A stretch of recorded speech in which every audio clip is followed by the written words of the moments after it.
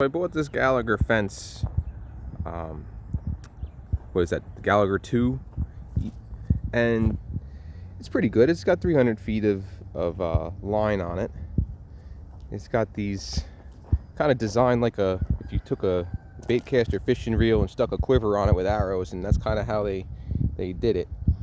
So you get these stakes, and when I bought this thing, supply chain, all that, they didn't have the charger combo. It was just the fence. It's just poly rope on 4 spools of line. I'll walk over here and show you, but I just went to Tractor Supply and got, what is that, a 5 mile. It's more than sufficient. It comes with these little tie downs, little tent stake type of tie down, where depends on your soil. If you got a little more clay or something, it might not work as well. Sometimes like an auger to stake to start the one fence. But I just wanted to show you what 300 feet actually looks like. So I'm using the one pasture as a fence, but 300 feet, it's not, people think it's a lot. It's not if you're making a pasture for more than 4 animals. So I guess what I'm saying is you really want to get 2, I think, is the way to do it. And plus, when you transfer them, so like if I go to move these guys, I can spring off the other fence. And now I got them on grass. I was in the woods before. I think a good idea, wherever you decide to put your pasture, you would weed whack, so the bottom line doesn't. So see, look, this is about a 300-foot line from there all the way and go this way, right? And I'm pinning against that corner. And I think it's a good idea to get a couple more.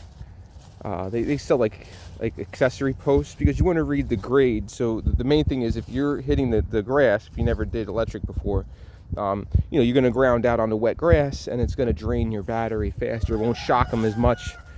So you try to read the grade and put these posts where the highest point of the grade is, so the bottom of the fence doesn't go. And what I do when I send this out, I loosen the I'll show you when I get over there.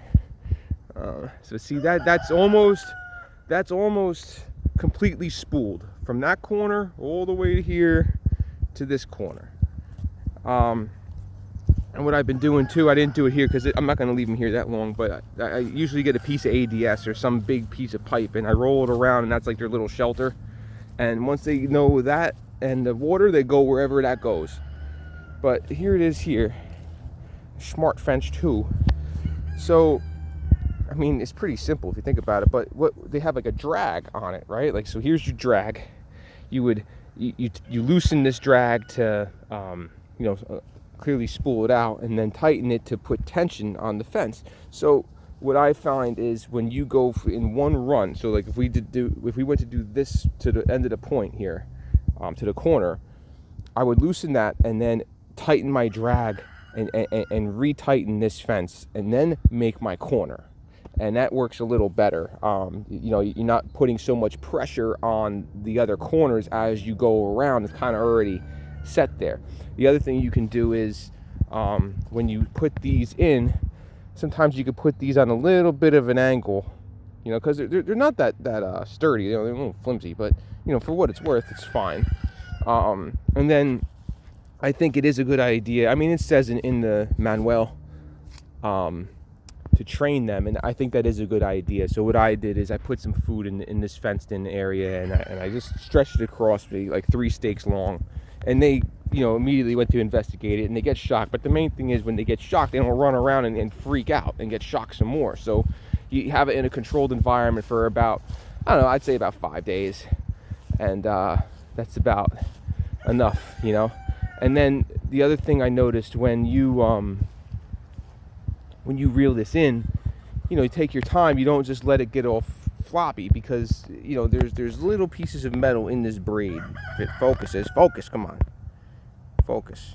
See. So like where that part is, and that's it gives you a little zap. It doesn't really hurt you, but that's about it. But it works real well for what it is. I think my advice is, if you want bigger than what I got going on here, you need 2. And I think I'm going to get a second one anyway, just for the fact that I could spring off it, because you could tie 2 fences together, you just need a bigger charger, right? You need maybe instead of 5 mile, because when you say 5 mile, that's 5 miles linear in total. So if you got 4 strands, you know, times 300 feet, right? That's 1,200 feet. I mean, it's still a little overkill, but you know, I would definitely say no less than 5 mile, because the other one, I had a different little guy, battery one, just didn't do it. So, but especially now in the fall, it's a nice day out here. Let them eat, you know. Hay's expensive. I'll catch you later.